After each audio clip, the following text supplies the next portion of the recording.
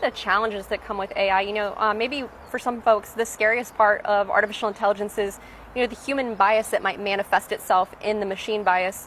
So how do you think about overcoming the bias in AI and machine learning?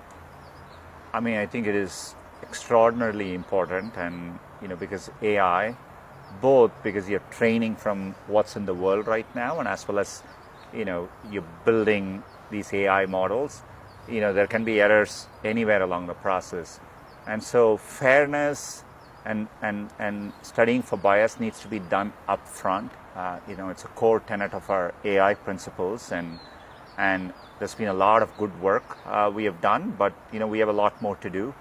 You saw examples of it yesterday when we made improvements in how phones take photographs, how the camera works, and understanding various skin tones, training on that, allowing for corrections so that you're representing people fairly. I think is an example of understanding bias and correcting for it. Yeah, being more inclusive with technology.